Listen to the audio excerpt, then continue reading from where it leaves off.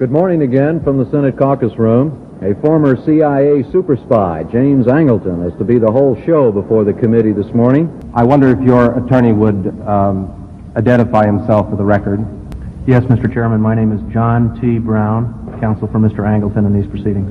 Thank you, Mr. Brown. Mr. Angleton, will you please stand and take the oath? You solemnly swear that all the testimony you will give in this proceeding will be the truth, the whole truth, and nothing but the truth, so help you God. I do. Mr. Angleton, were you employed by the CIA in 1970? Yes, I was. Can you keep your voice up? It's hard to hear you. Yes, I was. What was your job at that time? I was the chief of the counterintelligence staff. And when did you start working for the CIA? I began in 1947, having come from OSS. I welcome this kind of examination. We came, and for the international order that we have worked for generations to build. A new world order. New world order. we saw, If suddenly there was a threat to this world from some other species, from another planet, outside in the universe. Always talk to you like they're the law. And then we're going to Washington, D.C. to take back the White House! he died. He died. But that's a wicked woman. Because people have got to know whether or not their president's a crook. Well, I'm not a crook. You can keep it. Period. Period. Period. They are the focus of evil in the modern world. It's a catastrophe. Deep in my heart, I do believe we shall overcome. This is the Midnight Rider News Podcast. Hello, America and the world. Welcome to the Midnight Rider News Show. I'm S.T. Patrick, your friendly neighborhood host, traipsing through the trials and travails that have so tempestuously and untruthfully been blasted into your eyes, ears, and minds by the state-sponsored talking heads, court historians, and textbook conglomerates that control information today. Tonight we have episode 014, the CIA, JFK, Oswald, and Angleton. Our featured guest will be Jefferson Morley, the author of The CIA and JFK, The Secret Assassination Files, Our Man in Mexico, Winston Scott and the Hidden History of the CIA, and the upcoming The Ghost, The Secret Life of CIA Spymaster James Jesus Angleton, which will be out later on October 24th. I'd like to remind you that we have a Facebook page that you all can follow, and should. We're at Midnight Rider News Show on Facebook, and again, that's Midnight Writer News Show on Facebook. On Twitter, we can be found at MWN_ST Patrick. That's MWN_ST Patrick. So please follow us on Twitter, like us on the Facebook, and visit us at MidnightRiderNews.com for the latest articles and episodes of the show. I want to thank everyone who downloaded or listened to episode 013 of our show. That was the tribute to Jim Mars. Believe me when I tell you that it was an honor to produce the show for all of you. Because I know, like me, you'll always remember Jim so fondly. So thank you very much for downloading the show. And for those of you who were involved in the show, thank you for being involved. It was really an honor. So thank you very much. Lost in the shuffle, though, I'm afraid, was episode 012. We'll always have Casablanca. Noah Eisenberg joined us to discuss the history of, inside story regarding, and behind-the-scenes tales of what is America's most beloved film, Casablanca. Now, I will tell you, it's a bit of a step off our regular path, but we thought it would be a fascinating show to do, and it is. So if you haven't heard We'll Always Have Casablanca, please go to MidnightRiderNews.com and listen or download today. Noah told us some fantastic stories about the evolution of the script, the casting, how they decided to use the song as time goes by, and a lot of things that I didn't know, and I'm a real fan of the film. So, really interesting episode. That's episode 012, We'll Always Have Casablanca. Please go and listen or download it today. First, we're going to talk to Marshall Evans. Now, Marshall has worked extensively with researcher Robert Groden.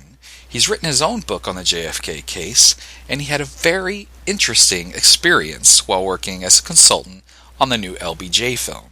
We asked Marshall to join us tonight for a few minutes to discuss his informative encounter, as well as his upcoming work. So, Marshall, how are you doing tonight? Very good. How are you tonight? Now, it's my understanding that you had a very interesting encounter regarding the JFK assassination lore and knowledge recently. So please tell us about that. Sure, I'd be glad to. Yeah, this November, a movie is coming out called LBJ. Rob Reiner directed it, and the star, main star of the thing, during the show, is Woody Harrelson. And he had a private interest in being part of the project, of course, because his father, Charles Hitman Harrelson, he was known as, was convicted of killing federal judge John Wood for the Chaga family in Houston back in the 70s. And Woody Harrelson, the famous actor, was his son. And there were 3 tramps taken off one of the railroad cars following the JFK assassination back behind Gilley Plaza there. And there were a lot of questions, a lot of suspicions about these tramps because of the way they were dressed, maybe possible listening devices in their ears and so forth. One of them looked like E. Howard Hunt of Watergate fame. One of them looked like Charles Hitman Harrelson. And so a lot of people had wondered over the years, but we hadn't gotten any verification of it. And, I was in Gilley Plaza, I was doing a presentation, and lo and behold, the producer of LBJ and the writer show up, and I didn't know it was them, and they got into a discussion with me about a few things, and more of a heated argument, and I had to show them with some original source documents that I had there in a folder where they were misguided. In the end, after having kind of sold them on the fact that I knew what I was talking about, and Robert Groden was there. Of course, Robert Groden's famous as well, big time.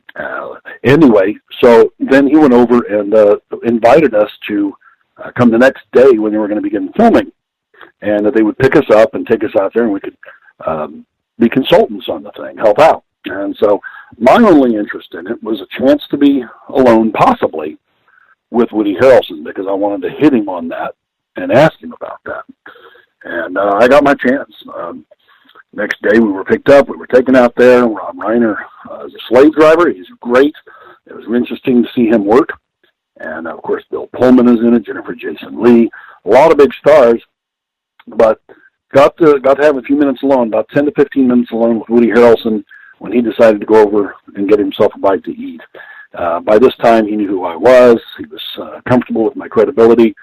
And so I just flat came out. I knew that I only had one chance to probably ever see Woody Harrelson again. And so I came out and simply started talking about it. And I asked him, I said, Woody, for history's sake, people need to know whether you can identify those pictures as your dad or not. And he looking around and a little bit still hesitant, he said, it definitely looks like my dad. And I said, well, great. And he put his hand on my shoulder and very protectively, he said, but that doesn't mean he fired any shots. And his protectiveness for his dad actually made it more credible to me. And I said, I know, Woody, but I really appreciate the fact that, I can be able to say now that you identified those pictures of your dad as one of the 3 tramps. And so we had a little talk. He verified that indeed it looked to him like it was his dad, and that was good for me. So that's in one of the little tidbits in my book coming out next spring. And so it was real nice working with all of them. And so that's the answer to your question there about Woody Harrelson. It was nice to see him. He was a real gentleman, and he had no problem after he knew who I was and so forth, identifying that picture as his dad. I found it very heartwarming. Now, I understand where he would say, well, but that doesn't mean he fired any shots. But Charles Harrelson wasn't necessarily an organizational kind of guy. He wasn't an operational guy. So tell us a little bit more about who Charles Harrelson really was. Well, Charles Harrelson was not someone to sit back and do nothing. He wasn't a planner. He wasn't a strategist. He was a hitman.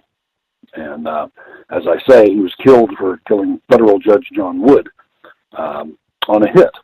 He'd been hired to kill a federal judge because the judge was presiding over a case, and the Chaga family hired him to take the federal judge out because he didn't feel like the person being prosecuted did not feel like it was going to be favorable to him having this judge around him. And so he was caught on that. He was convicted, and when he got to prison, he tried to make a deal with the feds. He tried to say that he was here and he would talk and tell everything he knew. Well, the feds weren't interested, and so he ended up rescinding his offer. And but that kind of showed his willingness there. But anyway, yeah, it's possible that he didn't fire a shot. It's a lot of things are possible, but like I say, he's not a person to just sit back. This guy was an action guy. He was hired for a purpose, and I'm quite sure he participated and did exactly what he was paid to do. Now, you were there for the entire shooting of the Dealey Plaza scene, which is, of course, the assassination scene. And how do you think they're going to handle the assassination in general and LBJ's potential role in it? Well, the impression that I got from there, I mean, I didn't get to see the whole script or anything else. The impression that I got was that it definitely shows LBJ to be the booger that he was, this person that hated President Kennedy, and who had manipulated his way from the very beginnings of his political career, with the Box 13 scandal all the way up, and it shows his ugly side there. Now, I will tell you that Rob Reiner was very, very well read on the subject, and he did not agree with the what his stated purpose of the movie was from the writer and the producer, which was it's going to come out basically still showing that Oswald was a participant and so forth. But nevertheless, Rob Reiner did not agree with all of it. But you got to remember, it's just a job. He's a director, and he's a good director, and he was directing it. But it does show the ugly side of Johnson and how he was a part of it. But it implicates Oswald somewhat. That was the impression that we were getting. So you're releasing your own book on the JFK assassination next spring. So tell us a little bit about that, Marshall. Yeah, next spring, waiting for this big dump of documents that's coming out this fall, and we've already gotten about 400 files out, and researchers are attacking that like rabid dogs. But it's called The JFK Assassination, and then the subtitle is Through the Looking Glass. And basically what it is, I have noticed through the hundreds of books that I've gone through and poured through over the years, and there are thousands, that there are items that are basically folklore. There are items that have no basis. They're just repeated. And if they got in a book early on in the case, then they just got repeated and repeated. And so I've gone back and I've traced the things back to their original source documents, pictures, affidavits, etc., which you have to do on anything in history if you want to do a good job. You go back to the most original you can possibly get, and there are a number of things that are just flat folklore, or they're not documented, backed up by facts. And so I figured, you know what, at some point we've got to clear the table here for future researchers, where they have a new starting point, a new baseline to start from. Otherwise, they're just building on some of the erroneous facts already that are out there. So that's what it is, and there's a number of things like that I have in the book. What are a few examples of those? Oh, like things about like Oswald on the steps. Okay, I have that original frame, that Alkins photograph. I have the negative, and that is definitely not Oswald on the porch. It's Billy Lovelady, and that's been in probably 300 books where they've tried to name Oswald on the porch there. And I'd love to say Oswald was on the porch before the headshot even hit the president, because that would say, hey, Oswald couldn't have done it. But it's Billy Lovelady. The other witnesses on the porch said it was Billy Lovelady, another employee of the building. And I've got the negative to prove it. Things like that. And so I bring up a ton of those kind of things in this book for future researchers. It's not for novices. It's basically for avid readers, researchers on the case. So it'll be out next spring. So you have a professional relationship and a friendship, really, with famed researcher Robert Groden. Right. Now, Robert Groden, he served on every investigation the government ever did on this. Best-selling author. I actually co-publish some of his materials right now, co-produce his DVD. And we're all the time. He lives not too far from me in the next town, and we're best buds. And so we're all the time still researching and still trying to find things out and break the case open a little bit here and there, as many people are. And we rely on everybody. And we've got basically 3 symposiums in November. One's a luncheon, and then you have the 2 big symposiums. And people come from all around. And but I've been working with Robert for a number of years. Great guy. He wrote about a third of the script on the movie JFK. And we wouldn't even have the Zapruder film if he hadn't released it on the Geraldo Rivera so-called Good Night America. Oh, absolutely. Now, for someone just starting in JFK assassination research, who would you point them to? What works do you think are vital for someone who's just beginning? Well, Jim Marrs' Crossfire, of course, was groundbreaking. Of course, Robert lent him some stuff for that book. Jim Marrs came out with it about 6-8 months after High Treason, Robert Groden's bestseller. But there are things in there that appeal to the people, that appeal to especially brand new readers, and they were able to understand the case very good with Jim Marrs' Crossfire. 6 Seconds in Dallas, of course, going way back, but it's on today's level, it was basically child play. And it was a wonderful, wonderful book that was groundbreaking at the time, but there's so much more out there now. So for someone who's just beginning looking into the case, I would say High Treason or Crossfire. I would probably agree with both of those, actually.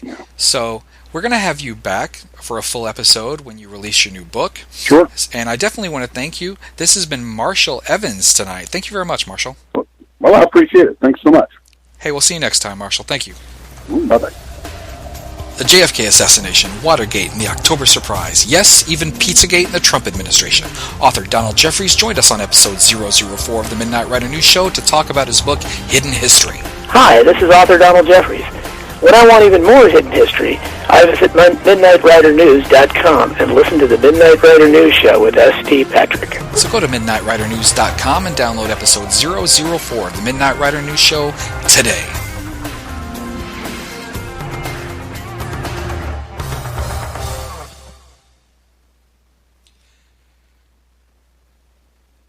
Jefferson Morley is a former reporter for the Washington Post. He's authored Our Man in Mexico, Winston Scott and the Hidden History of the CIA, Snowstorm in August, Washington City, Francis Scott Key and the Forgotten Race Riot of 1835, CIA and JFK, The Secret Assassination Files, and the upcoming The Ghost, The Secret Life of CIA Spymaster James Jesus Angleton. Jefferson Morley is the owner-operator of the valuable JFKFacts.org website, where he'll personally answer your emails and requests. And I just want to throw this in, if you'd like to watch a very impressive speech he made for the Future Freedom Foundation this June, go to YouTube and search for Jefferson Morley, Angleton, Cuba, and Assassination. You'll be very impressed. Our guest tonight is Jefferson Morley. How are you doing tonight, Jeff? I'm good.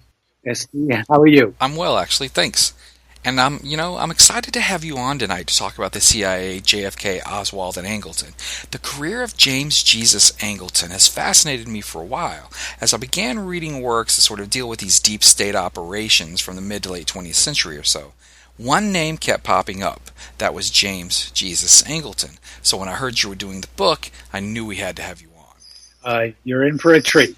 Now, we're taught that President Kennedy's relationship with the CIA seemingly went awry after the Bay of Pigs in April of '61.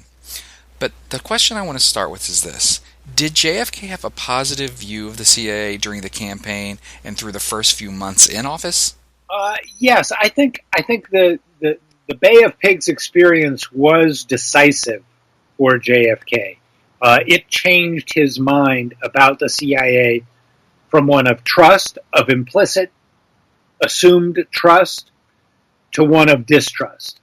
And that really happened in April 1961. Before that, JFK was in many respects was a conventional politician and trusted the CIA. When he was presented with a plan to overthrow the government of Cuba, he believed the CIA that it would work. He believed the Joint Chiefs of Staff, that it was sound from a military point of view. And all of these things proved to be spectacularly wrong. And JFK lashed out at the CIA, who he felt had given him a bad plan. He lashed out at the Joint Chiefs of Staff because he felt they'd given him bad advice. But mostly, he lashed out at himself for not being more skeptical about the claims that these people brought to him as president. And he said over and over again, how could I have been so stupid to have been believed in? And so after April 1961, Kennedy is very mistrustful of the CIA, and it manifests itself repeatedly. So, for example, he asked for and got the resignation of Allen Dulles, the director of the CIA, and Richard Bissell, who was the director of the Covert Operations Directorate. He didn't ask for them, he didn't fire them right away, but by November of 1961, he had obtained their resignations, which they were not eager to give. So he effectively fired them, although on a very slow motion schedule. And his attitude after that was mistrust. For a new CIA director, he made a point of not appointing a director who came from within the CIA. Allen Dulles, of course, had always been at the CIA. Kennedy did not want a CIA veteran running the CIA. And so he picked a man named John McCone, who was a kind of crusty, conservative, Republican businessman who had been the chairman of the Atomic Energy Commission. And he had a reputation as a no-nonsense administrator. He had a reputation as a hard-boiled conservative. And these were both qualities that JFK wanted. He wanted somebody to ride herd on the CIA because he didn't trust them. And he wanted somebody conservative who could protect him from inevitable conservative attacks on his policies. And so he chose John McCone. And that was a sign of his mistrust. But after the Bay of Pigs, Kennedy never trusted the CIA again. That is very safe to say. As it's taught, the CIA was angered when Kennedy refused to provide air support for the invaders.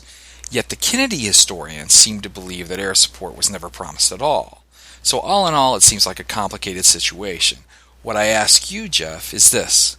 Which side was really betrayed at the Bay of Pigs? Well, it's a complicated situation, and if you understand it, you can see why both sides felt the other side had betrayed them.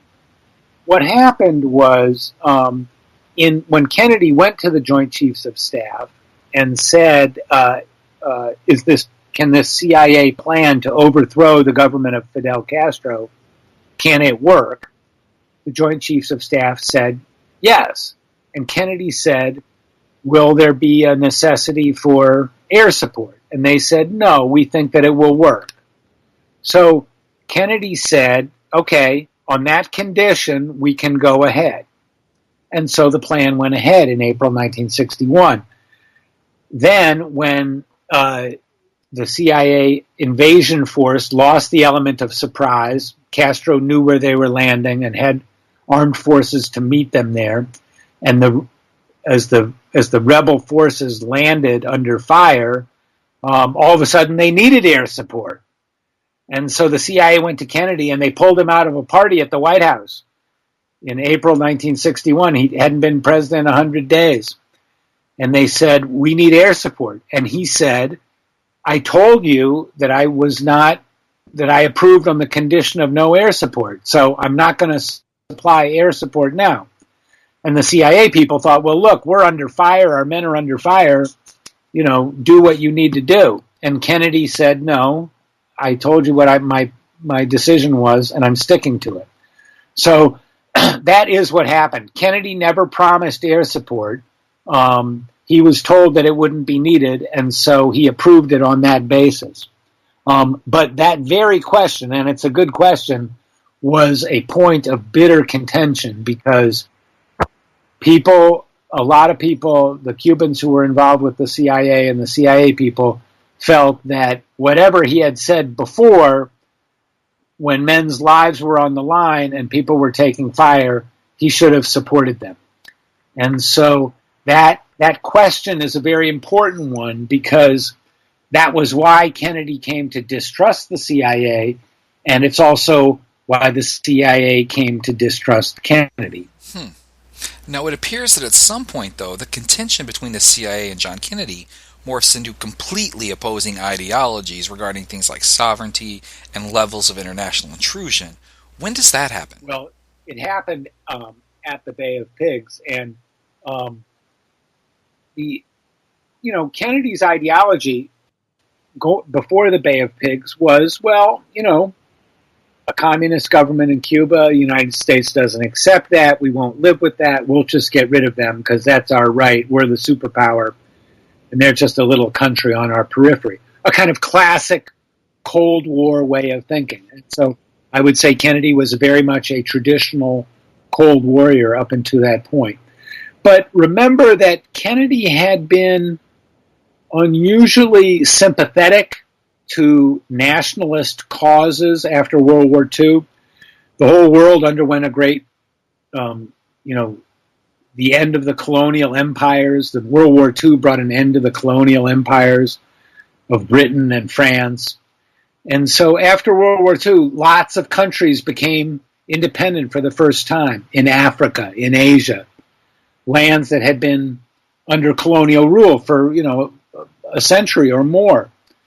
And Kennedy was very sympathetic to these new nationalist movements. He really understood why, somebody in the Congo or in Vietnam or in Cuba would want to, establish themselves on their own, independent of colonial powers. It was very much, America, a country founded in anti-colonial struggle. It was very much in that vein, and Kennedy sympathized with countries. So while he was very much a traditional Cold Warrior, he had this kind of emotional sympathy for third world nationalist movements.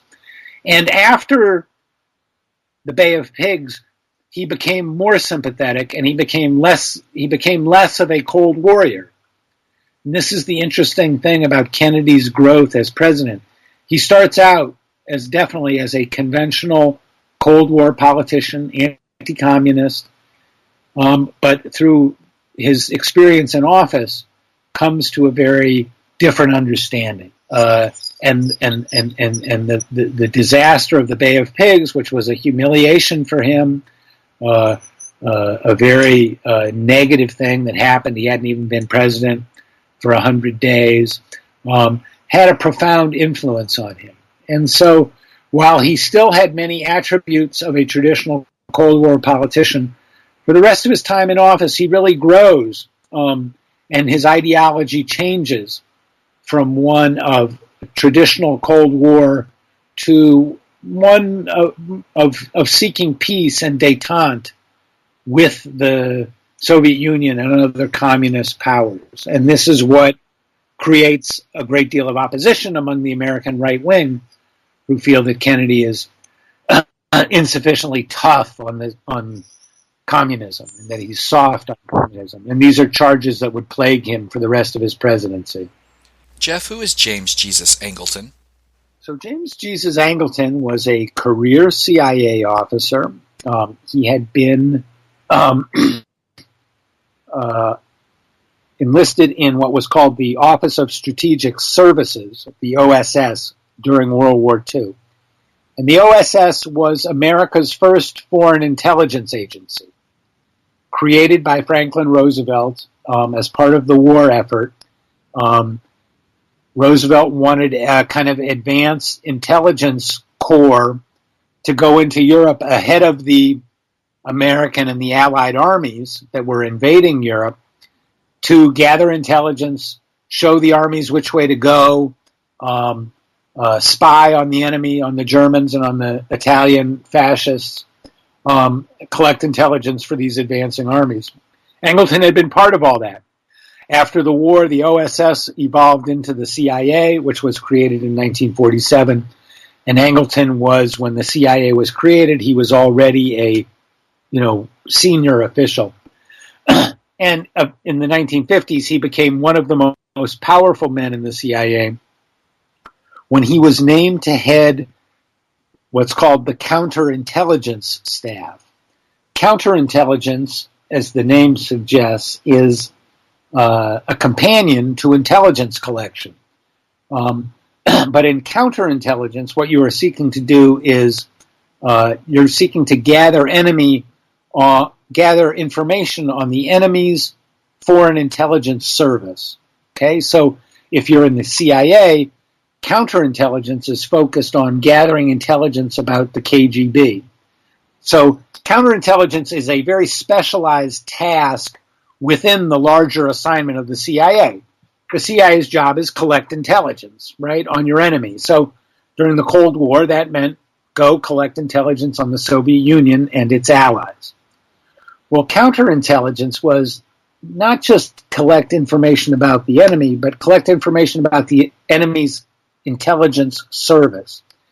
And if you think about it, counterintelligence is the most sensitive aspect of intelligence, because what you know about the enemy's intelligence service is the most important information you could have, because you're getting into the mind of the enemy. Angleton was never director of the CIA. He was the chief of counterintelligence, which basically made him the second most powerful man in the CIA. And he held that position from 1954 to 1974.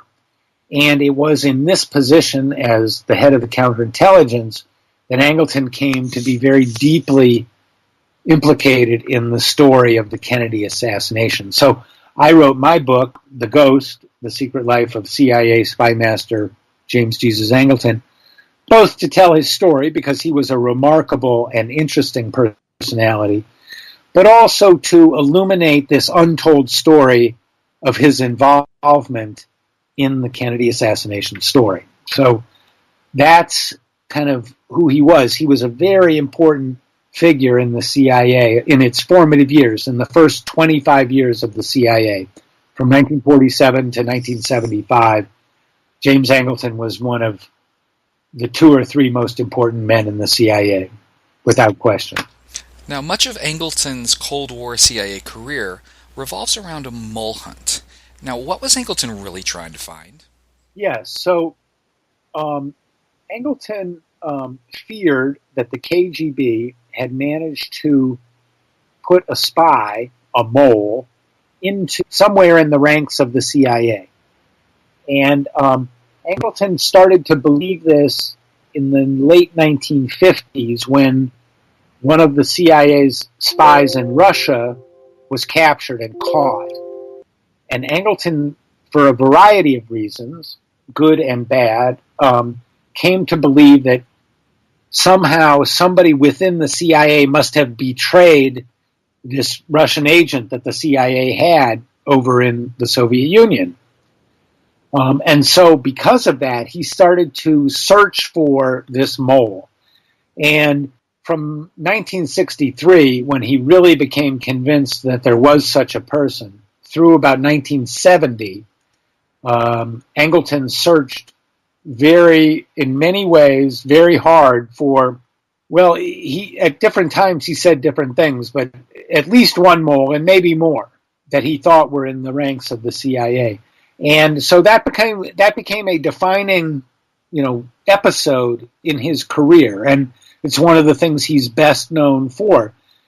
Ultimately, he never found a mole, and the CIA concluded, and I believe, that there was no mole, that he was actually mistaken.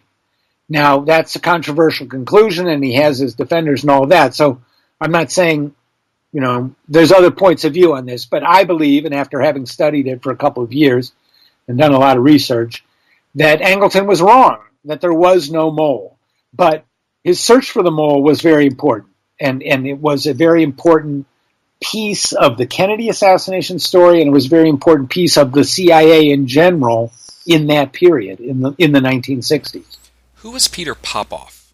So Peter Popoff was a military intelligence officer in the Soviet Union who had contacted the CIA in the early 1950s and began sending them documents that he had obtained in the course of his work.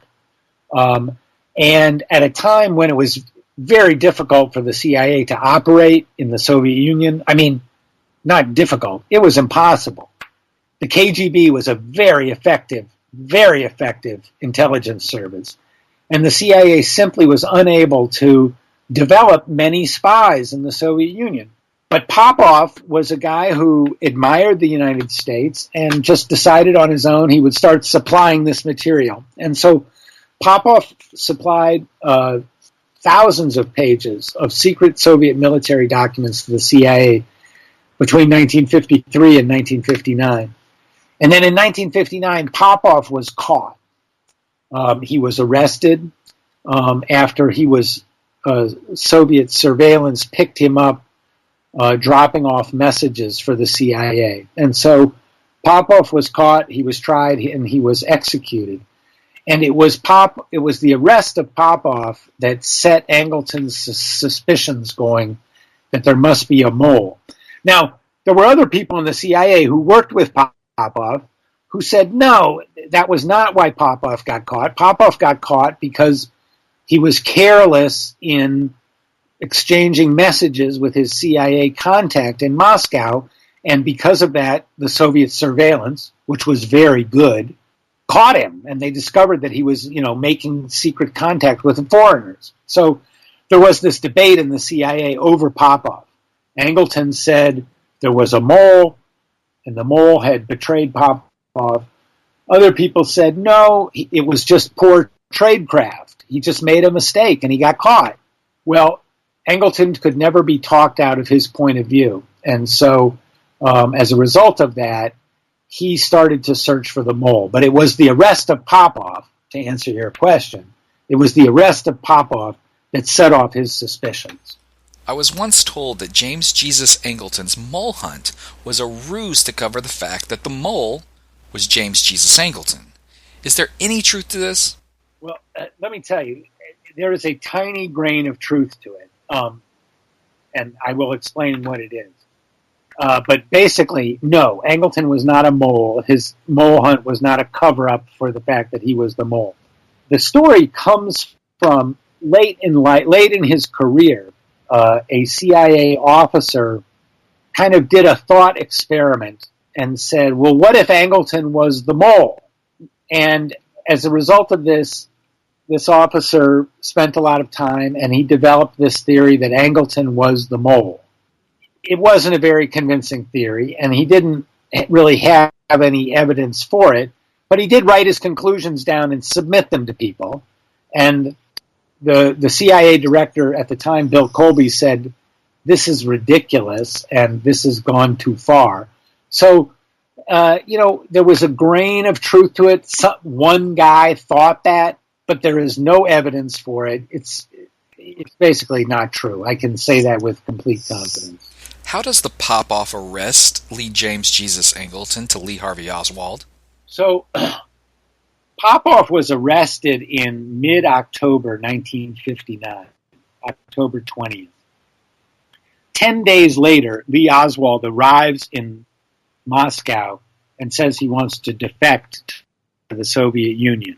So at the very moment that Angleton's suspicions about Popov are growing, there is a defector, an American defector, in the Soviet Union. And what happened was, because Angleton was very suspicious, because there was an American defector in Moscow, Angleton paid attention to Oswald very closely, right from the start. Angleton's staff opens the first file on Oswald in November 1959. And for the next 4 years, James Angleton keeps very close track of everything that Lee Harvey Oswald does. So that's how, and the reason that he did was because he thought that if there was a mole in the U.S. government who betrayed Popov, that mole would be very interested in somebody like Oswald, an American who defected to the Soviet Union. And so Angleton watched Oswald as a way of looking for a mole in the ranks of the CIA. I know this is incredibly complicated and, a little strange, but this is how people in the CIA thought, and it is how Angleton thought. The idea was, let's watch this guy, and we'll see if somebody else is interested in him, and that somebody else might be a mole. So Angleton, the way I put it is, Oswald was bait for Angleton in the mole hunt. He was bait in the sense that if there was a mole, he would be interested in Oswald and he would take a bite. He would try and find out more about Oswald. So that is how Angleton used Oswald in the mole hunt. And this is not something that I invented. This is something that if you look at what the CIA had in their files on Oswald at the time, you can, and who controlled that file, which is all things that we have learned just in the last 10 years, you can see that this is true, that Oswald was bait in the mole hunt. And so Oswald becomes involved in the mole hunt in some way. Maybe he himself is not witting, but in the mind of James Angleton, Oswald is relevant to the search for the mole and is used in the search for the mole. So this is 1,000 days before JFK is killed. This is not part of any conspiracy theory or anything like that. Nobody's thinking about killing Kennedy at this point. But Oswald is an object of intense interest at the highest levels of the CIA for years before JFK is killed. That's absolute truth. There's not an ounce of theory in that. That is undeniable fact. So that's kind of the background to understand the JFK story, is Oswald was a very well-known commodity to the CIA. So please explain this idea, this concept of a 201 file. When was a 201 file opened on Oswald, and what was contained within? Okay, so a 201 file is a 201 is a term that is used in many government agencies, and it typically refers to what's called a personality file, and it's just a file about a person. And so in CIA, a 201 file is a kind of basic file of anybody who is of interest to the CIA. So, you know, the CIA has hundreds of thousands of 201 files. What's interesting about Oswald is, as a defector to the Soviet Union, he was an ex-Marine, a radar operator. He had been at various posts in the Philippines and Japan and California. He had a security clearance.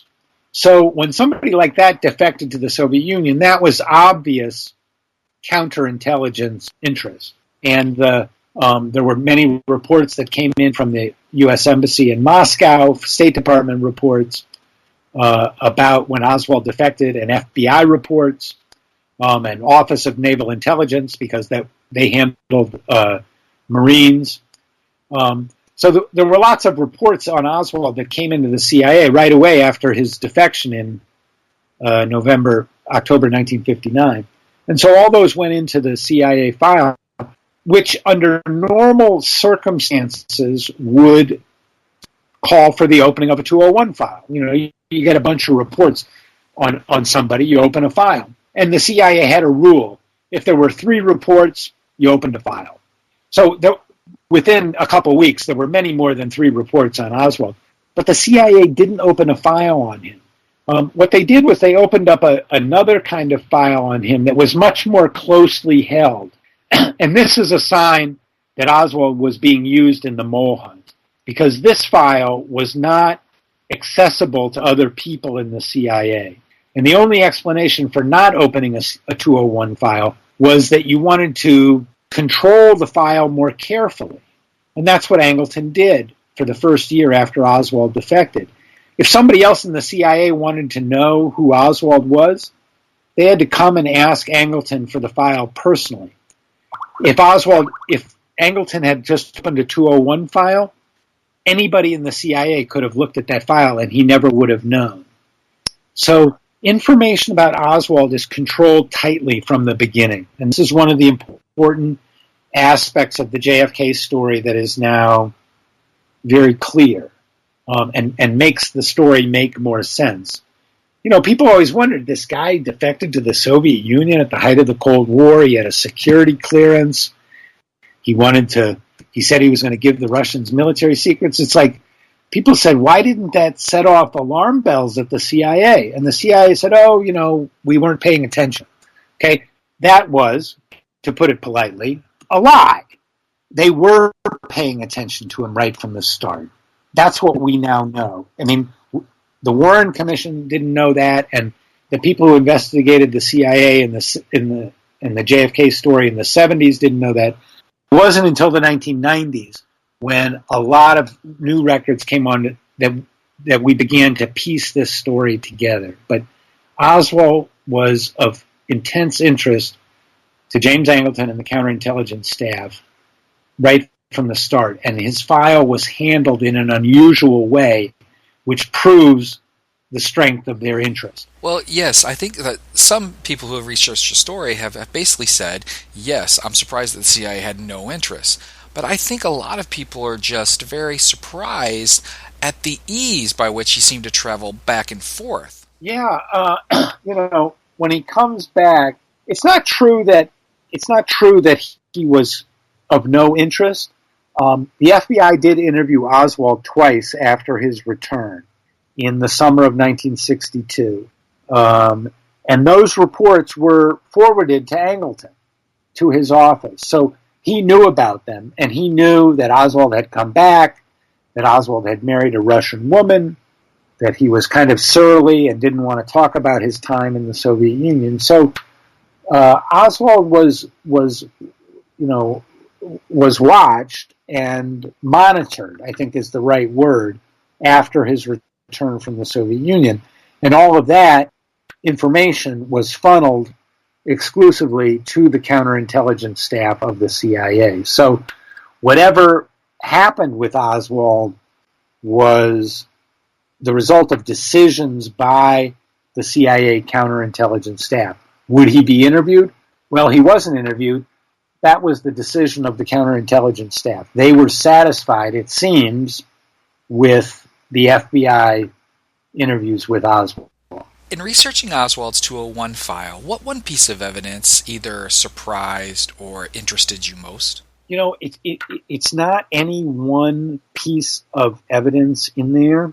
What's the most interesting thing to me, and when I really kind of a moment when my thinking crystallized, was when I realized that over those 4 years, from November 1959 to November 1963, there were probably 40 to 50 documents in Oswald's 201 file at the CIA. So this was not somebody who was of no interest. This was a fat file. They had a lot of information about this guy, and everywhere he went, they knew where he went. First he went to Moscow, then he went to Kiev, then he came back to Fort Worth, Texas, then he moved to New Orleans, then he took a trip to Mexico City, then he went back to Texas. At each step of that journey, Oswald's whereabouts were reported to the CIA. His foreign contacts were reported to the CIA. His personal life, his marriage, he drank, he beat his wife, was reported to the CIA. The CIA was even reading the letters that his mother sent to the State Department about his whereabouts. So the CIA, that's the thing that stands out to me, is they had a very deep file on this guy the day before Kennedy was killed.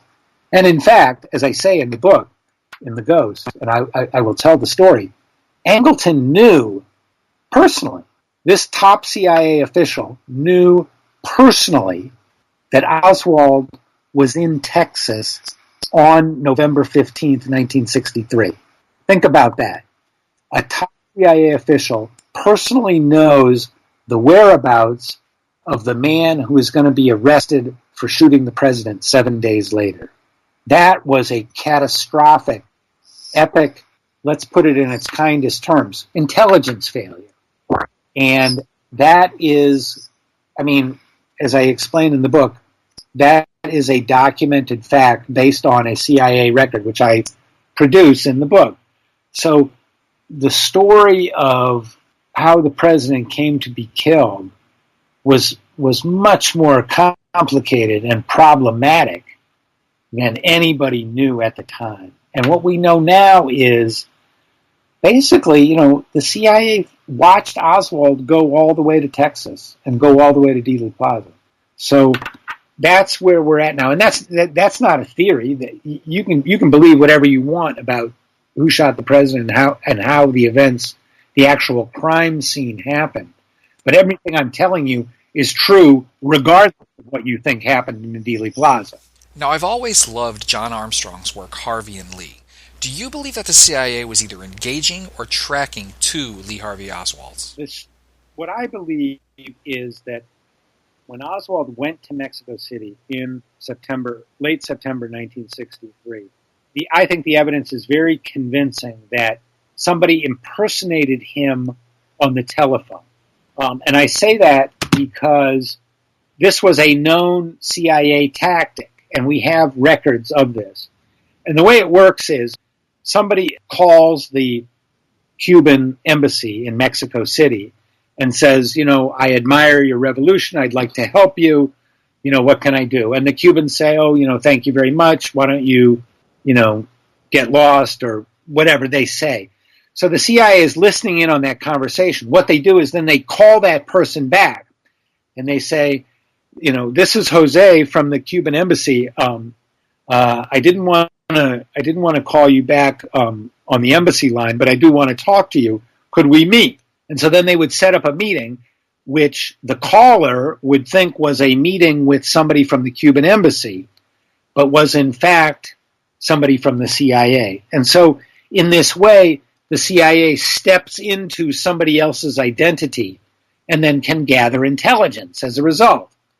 And so what seems to have happened in Mexico City was Oswald went down there and made some phone calls about getting a visa to travel to Cuba and the Soviet Union and was turned down. But then somebody else called back and said they were Oswald. But the person who called back was not Oswald. And so I believe that happened, that somebody was trying to use Oswald for an intelligence purpose. Somebody in the CIA was trying to use Oswald for some intelligence purpose in Mexico City, which involved the impersonation of Oswald. That's what I believe. Now, there's other stories about that there was actually a physical imposter, that there was somebody walking around saying, I'm Oswald. Those are interesting stories. I don't say yes and I don't say no as to whether they're true. The one that I told you first about impersonation on the phone, I feel very confident because there's a lot of disparate evidence that supports that.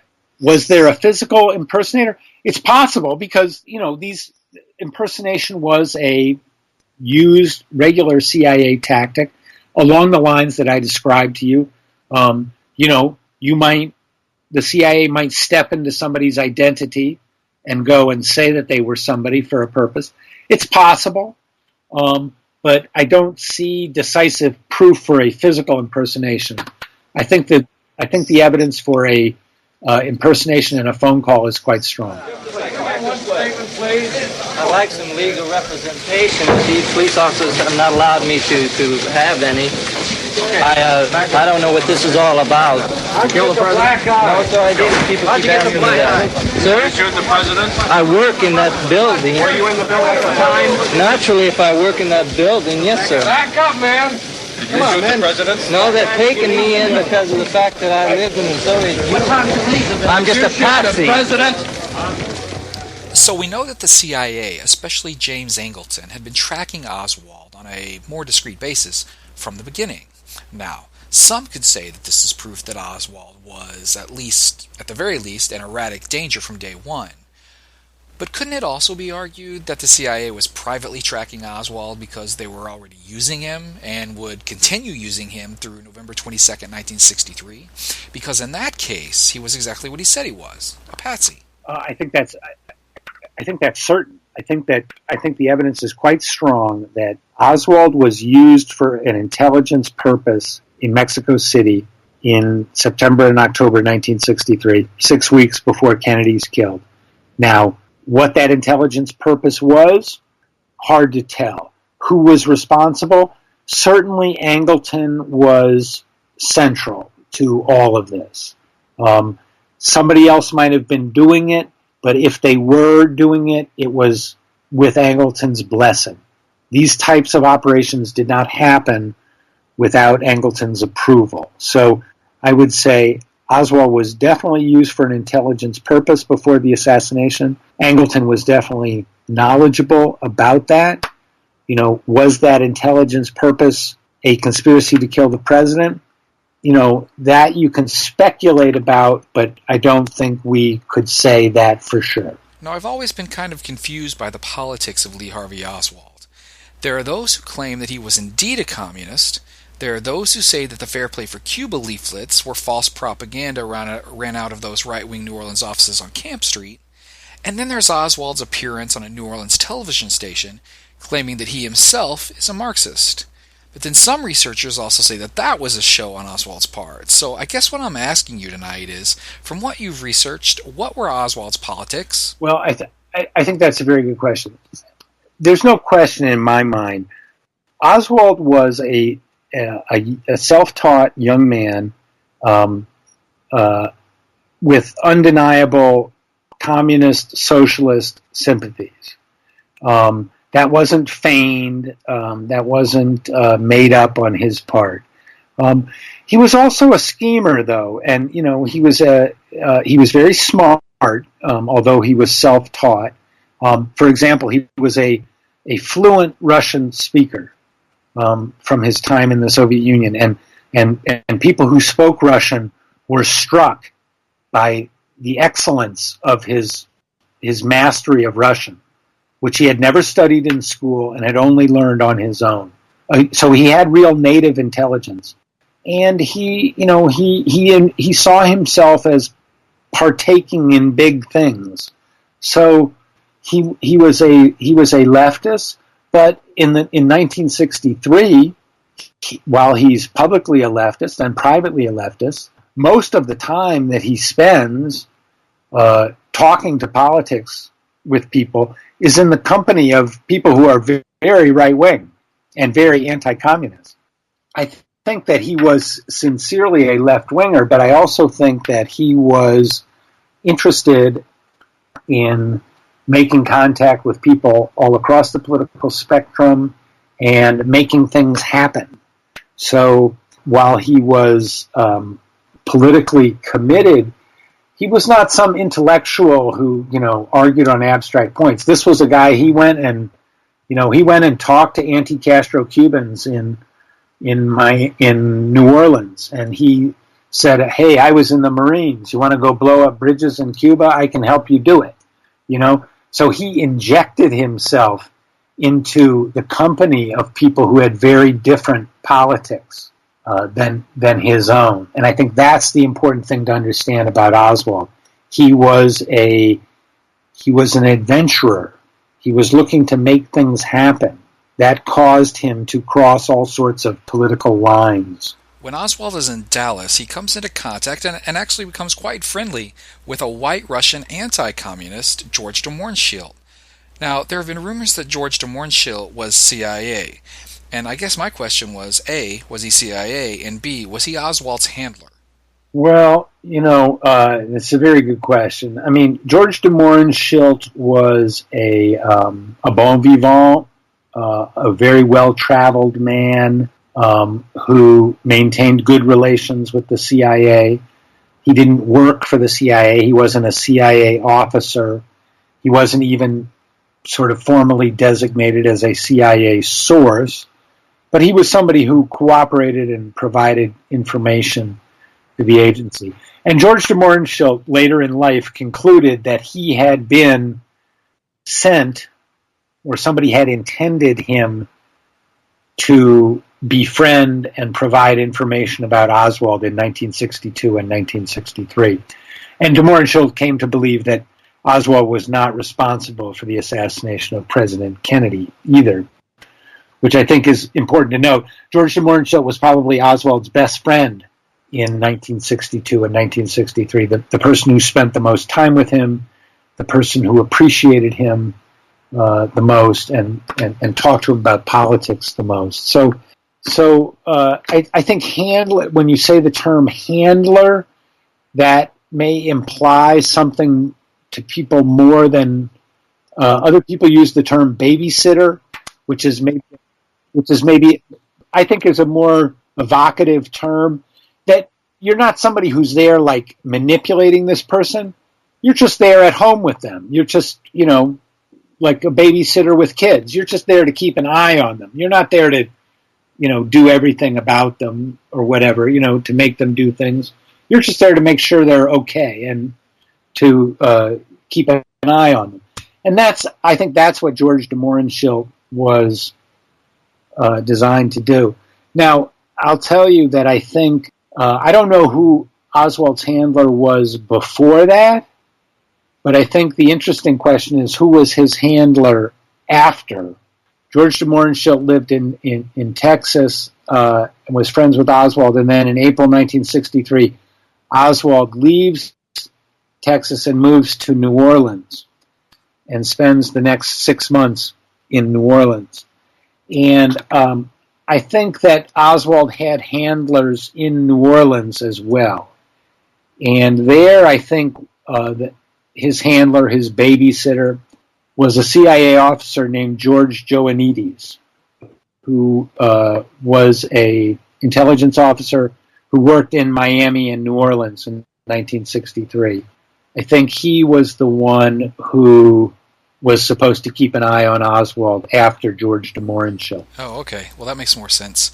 Now, I understand that Angleton had a pretty significant, mostly unknown role in JFK's Cuban policy. What was that role? So this is a story that I tell in the book. Angleton is best known for the mole hunt, which we talked about before, the search for a Soviet spy. He's also known for domestic surveillance. He was involved in the what came to be known as COINTELPRO, which was a CIA FBI program to spy on dissidents in America. That had a kind of follow-up program called Operation Chaos, which was to spy on the anti-war movement in the United States. So Angleton is best known for these things, but he's not known for involvement in Cuba policy. But I found a memo, 20-page memo that he wrote in May of 1963, which reveals that he was very, very deeply involved in Cuba policy in 1963. What he did in 1963 was, at the request of the Joint Chiefs of Staff, he wrote an assessment of the Castro government. The United States was trying to overthrow Castro at the time. The Bay of Pigs invasion hadn't worked. Nothing else had worked. And so the Joint Chiefs wanted to know what would it take to get rid of Castro, and they assigned Angleton to write up a report. And it was very comprehensive and very, very knowledgeable. He had obviously done a tremendous amount of research in CIA files to capture all of this information and make sense of it. But in this memo to the Joint Chiefs of Staff in May 1963, Angleton writes about Cuban intelligence. And one thing that he writes in particular is about the importance of the Cuban consulate in Mexico City in Cuban intelligence operations. And what Angleton says in the memo, which I reproduce and talk about in the book, is that this is where the Cubans handle sympathetic Americans, sympathetic travelers.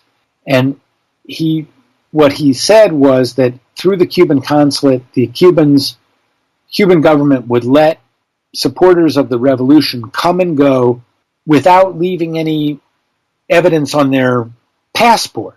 So that at the time, traveling to Cuba was a crime. So if your passport was stamped by Cuba, that was evidence that you had committed a crime. Well, what the Cubans did was instead of stamping your passport of American visitors, they just gave you a slip of paper, and that was your visa. So you weren't actually stamped. And so Angleton was noting that the people in the Cuban consulate in Mexico City were this kind of conduit for supporters of the revolution. So that was May 1963. 4 months later, Lee Oswald, who Angleton has been following since 1959, don't forget that, shows up at the Cuban consulate in Mexico City. And he's picked up by CIA surveillance, both audio and photo. And they figure out that there's somebody named Oswald who is making phone calls to the Soviets and the Cubans. And the CIA station in Mexico sends word back to headquarters, and they say, there's this guy named Oswald who's in the Cuban consulate. What do you know about him? And so Oswald shows up at exactly the place that Angleton had called attention to and said was important. And so what I tell in the Ghost, the story that I tell in the Ghost is everybody has long known that Oswald went down to the Mexico City and started contacting the Soviets and the Cubans. What no one knew until now is Angleton was prepared for that. He was expecting that. He was watching the place where Oswald would show up. So when Oswald shows up, it's not like we don't know who this guy is and we don't care, which was the cover story told to the Warren Commission. It was, bingo, this is the jackpot. We've been looking for Americans trying to go to Cuba via the Cuban consulate in Mexico City. Angleton, this document proves it beyond a reasonable doubt, thought that the Cuban consulate in Mexico City was a very important place. And then, a few months later, Lee Oswald shows up there. So Oswald was a figure of this, focused intelligence work. And all this happened 6 weeks before Kennedy is killed. How does Angleton become so chummy with the Israeli Mossad? So this goes back to the beginning of his career. Angleton had worked in the OSS during World War II. The OSS is the Foreign Intelligence Agency, the precursor to the CIA. And in that work, Angleton was stationed in Rome during the war and after the war. And what the U.S. intelligence there began to pay attention to was, you had all of these Jews who had been survivors of the Holocaust, traumatized, abused. The war ends, and they want to get out of Europe, right? They want to escape the shadow of the Nazis, and they want to go to Palestine, to Israel, where the Zionists are saying, we're going to create a state just for Jews. And so these Jewish refugees coming south out of Germany and Austria, France, come to Italy so they can catch boats to go to Palestine. And so Angleton begins reporting on Jewish immigration to Palestine after the war. And in the course of this, he gets to know the men who would later become the intelligence service of the new state of Israel, founded in 1948. And so he becomes friends early on with the men who created the Mossad. And so starting in about 1951, when the CIA and the Mossad establish relations for the first time, Angleton is put in charge because he already knows all of the people, who are involved on the Israeli end. And that begins a lifelong close relationship between Angleton and the Israeli intelligence service. How and why did James Angleton hide so much information from the Warren Commission? So, Chief Justice Earl Warren, a liberal icon, was persuaded by President Johnson to head a commission to investigate the president's death. Warren did not want the job.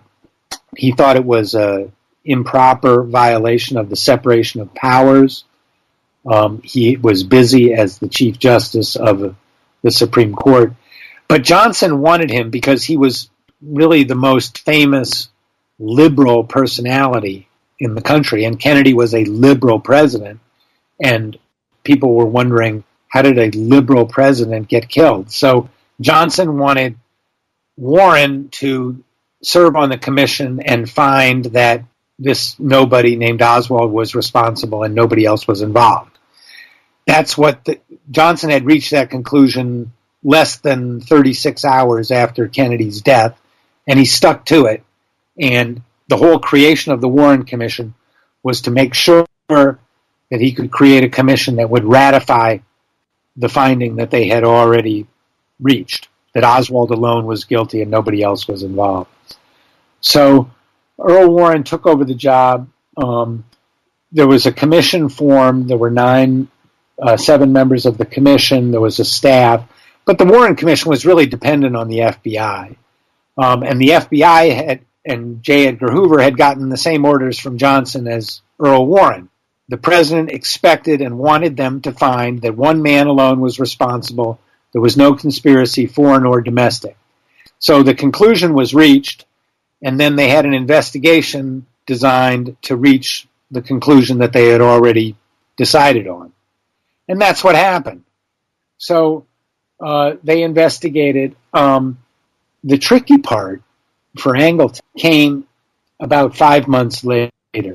Now, the Warren Commission had asked some inconvenient questions about what did the CIA know about Oswald before the assassination, and Angleton dispensed with those inquiries with lies. He didn't volunteer any information about how much he knew about Oswald before the assassination. And when asked particular questions like, did you know Oswald visited the Cuban consulate? He said, no, we didn't find that out till after the assassination. That was a lie. So he was covering up his knowledge of his pre-assassination knowledge of Oswald. But then in May of 1964, he ran into a more serious problem. And the problem went like this. Another CIA officer came to him and said, we have information that Castro knew that the CIA was plotting to assassinate him in 1963, which was true. The CIA did have a conspiracy to kill Castro in 1963. But this counterintelligence officer came to Angleton and said, we were planning to kill him, but Castro knew about that. And this officer was very concerned because he said, this gives us a motive for the crime. One of the problems that the Warren Commission had was, why did Oswald shoot the president? There was no evidence. There was no evidence of a motive. Oswald never said, I hope the president dies. I hate the president. He never said anything like that. In the few times he talked about JFK, he said, he's okay. He's kind of a normal politician. He'll say whatever to get elected.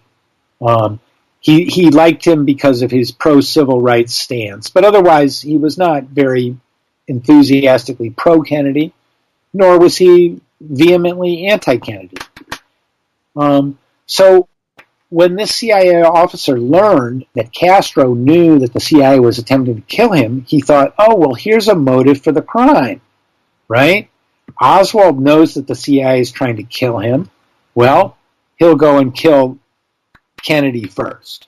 So, I mean, not a proven fact, but certainly something you would want to investigate, or you'd think you would want to investigate.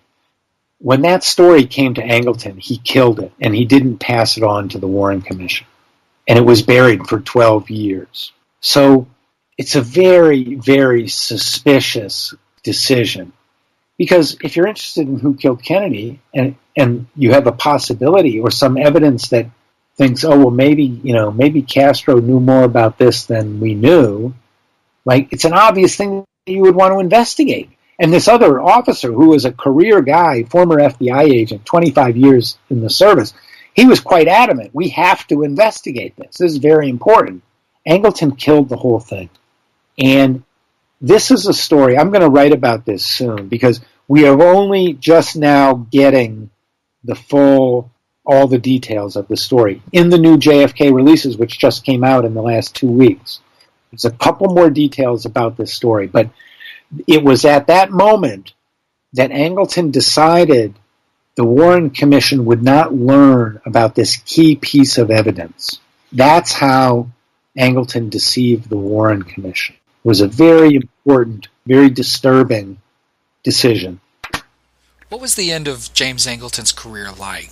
Did he write? Did he make speeches? And was there any confession towards the end of his life?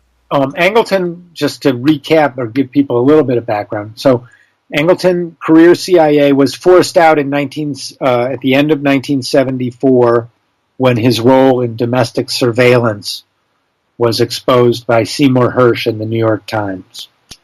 He was fired. He was quite controversial because he had been spying on Americans. And he lived another dozen years in Washington. Semi-public figure, talked to a lot of journalists, talked to a lot of reporters, testified before different congressional committees, testified before the House Select Committee on Assassinations, for example, and lied under oath about what he knew about Oswald and assassination plots. He died. He got lung cancer, and he died in May of 1987. In his last years, he spoke with, many authors, and so there are books that reflect his thinking and have quotes from him.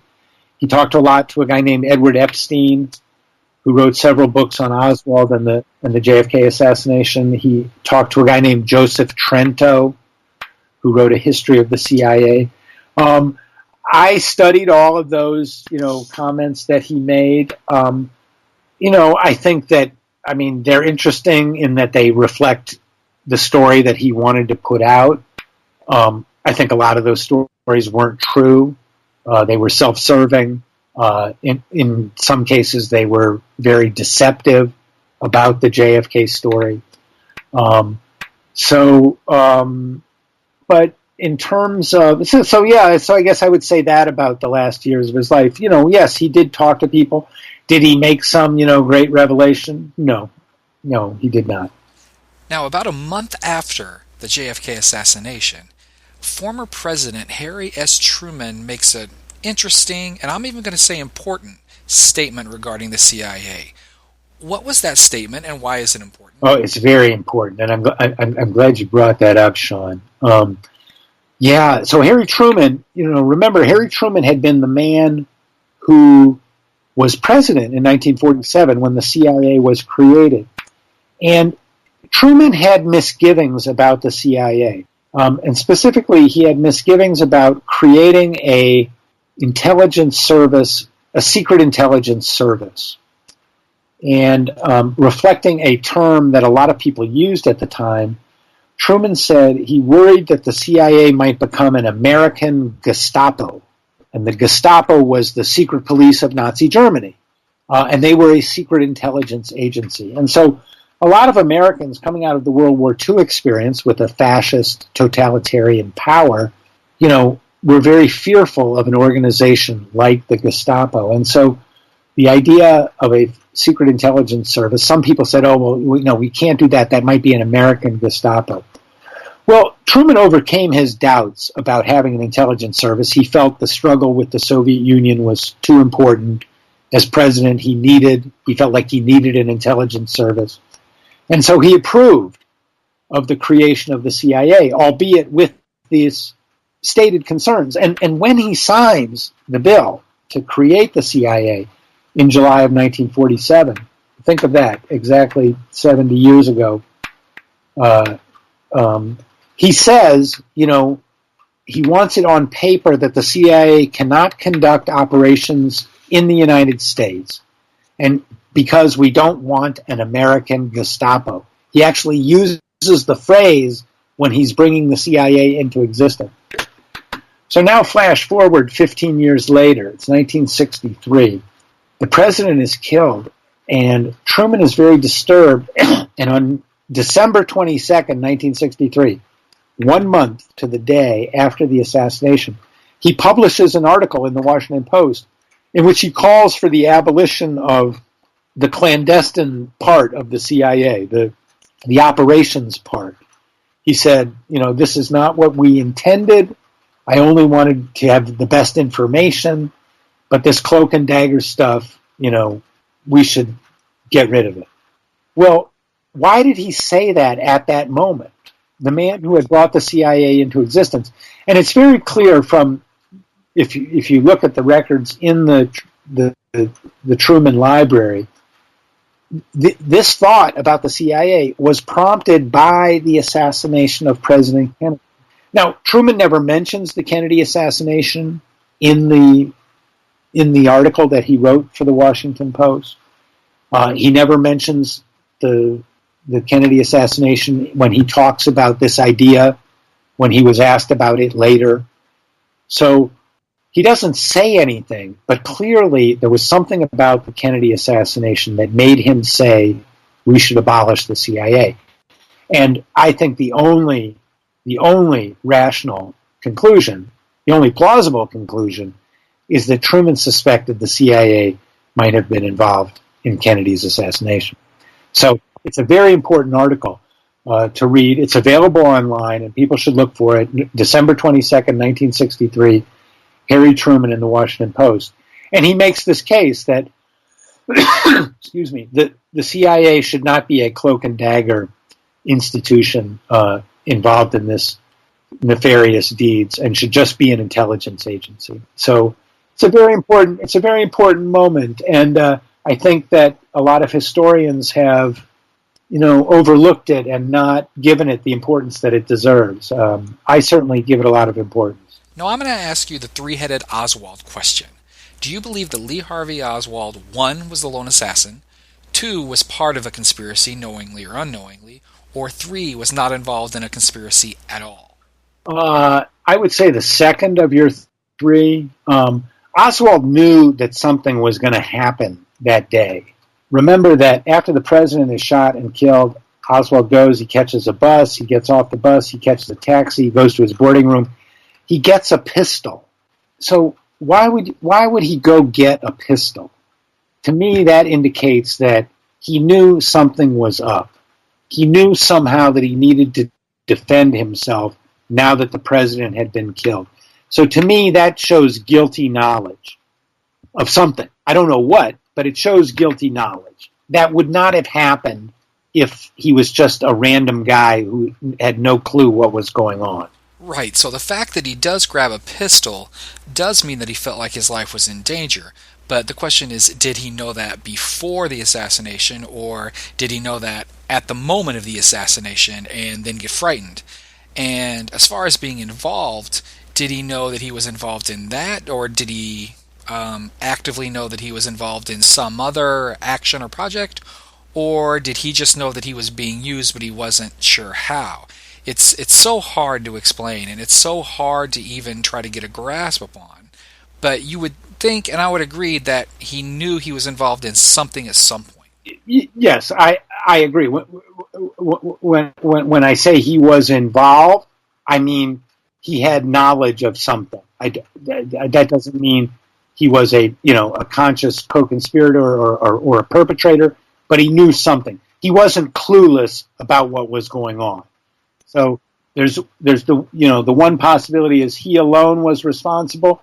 The other possibility is he alone knew nothing. I don't think so. I think he knew something without being the person who was solely responsible and without being completely clueless. What do you think of the new file releases so far, and what is it that you're working on at jfkfacts.org right now?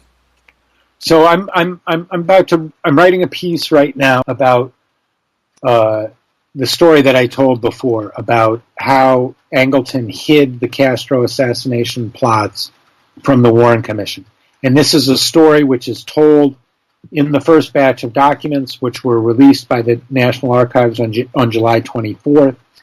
And it's a story that has been known before, but we have a lot more detail about it, and we have sort of a bunch of consecutive memoranda which tell how the story unfolded in the eyes of Angleton and the CIA. And I think that's a very revealing story.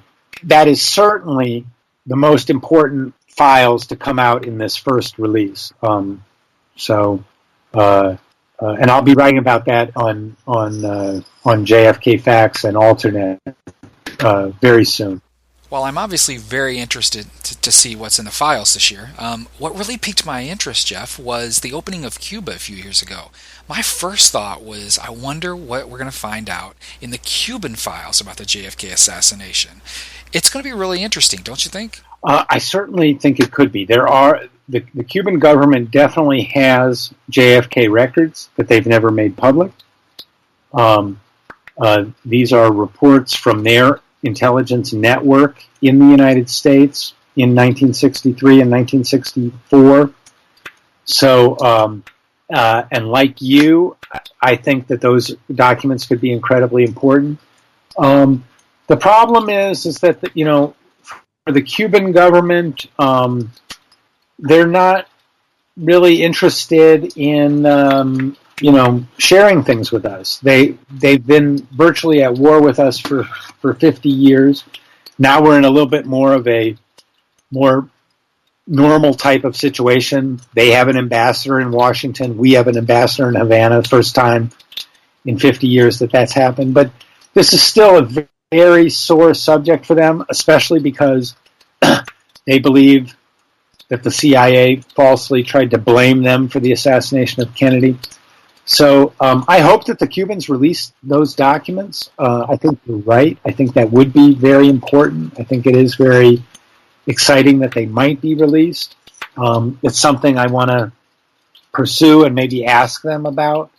But it's a difficult thing that is caught up in a much bigger, geopolitical situation that is far, far bigger than the JFK story. I would suggest that everyone go to Amazon.com and pre-order The Ghost, The Life of CIA Spy Master James Jesus Angleton by Jefferson Morley. I'd also suggest that you go ahead and download the CIA and JFK, The Secret Assassination Files, which is very accessible even to a new audience. So go ahead and download that today. Otherwise, Jeff, how can someone read your newest works as well as your previous releases? So CIA and JFK available on Kindle, on Amazon, $3.99, and it is a very easy read, and it's I recommend it to people as a kind of background of understanding the whole situation of the CIA at the time of Kennedy, quite apart from the whodunit aspect of conspiracy and assassination, but just what was the situation? What was the lived reality of CIA people in 1963 around the issue of Cuba and JFK? And this book really, kind of presents that whole picture in a very different way than most JFK books do. I'm not trying to push a theory. You can decide whatever you want, based on the evidence. Everything I say in there is true, and, make of it what you will, but it is a very fresh, close portrait of the situation in which this world historic event took place. So you can always read me at jfkfacts.org. You can reach me by email at editor@jfkfacts.org. You can find me on Facebook at Jefferson Morley, and you can find me on Twitter also at Jefferson Morley. So I'm pretty easy to find on social media. I love to talk to people, answer questions about this stuff, take in new information. If you got an interesting story, love to hear it and be glad to answer any questions I can that people have about the story. Jefferson Morley, jfkfacts.org, and The Ghost, The Life of CIA Spy Master James Jesus Angleton. Hey, Jeff, thanks for being on tonight. Thanks for having me, Sean. I'm S.T. Patrick. This is the Midnight Writer News Show, and we'll be back with some final thoughts. When did the CIA begin importing drugs into the United States? What is the MK Ultra program, and how did LSD affect its implementation? Was Sirhan a victim of CIA mind control? Did Kurt Cobain have a CIA asset in his own home?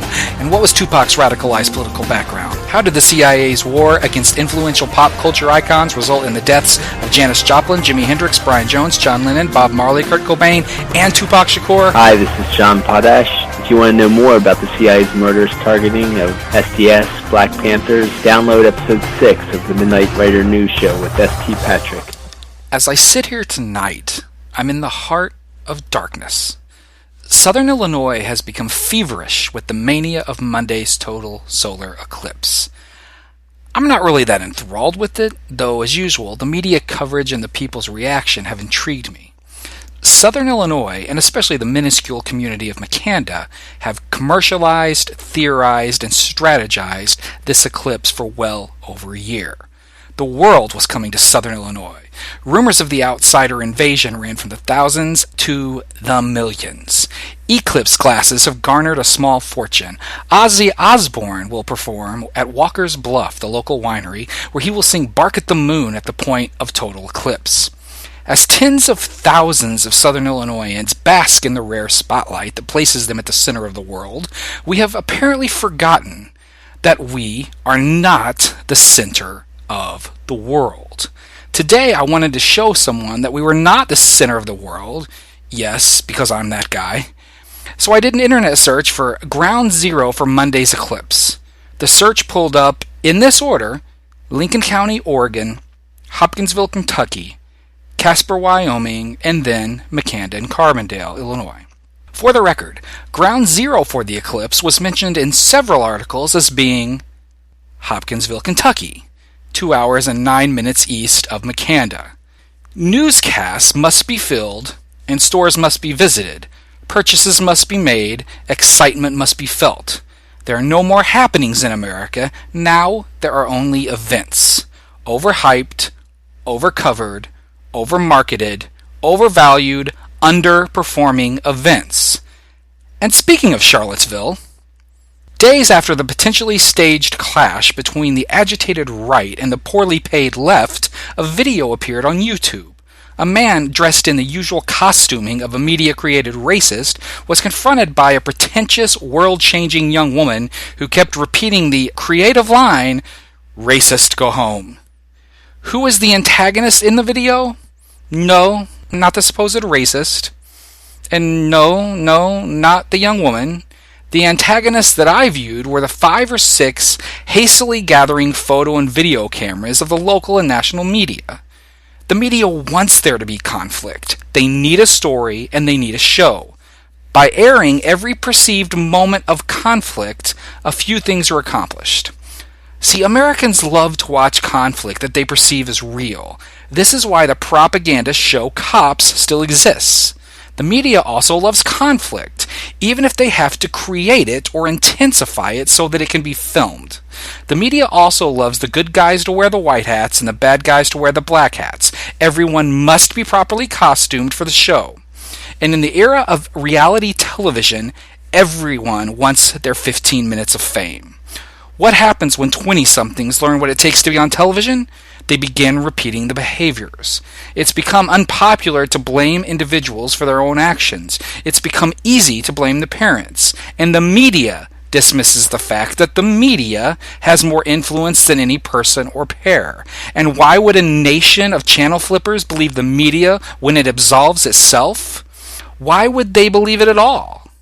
Well, because it's on television. Of course. From the other side of the mountain, on the best side of midnight, I wish you peace. The Midnight Rider News Show with S.T. Patrick is a production of MidnightRiderNews.com. Copyright belongs to S.T. Patrick and all rights reserved.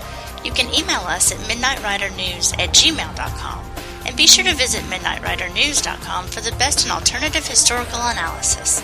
This is Leanne saying thank you for listening, have a great night, and always remember, when life throws you lemons, throw them back and demand chocolate.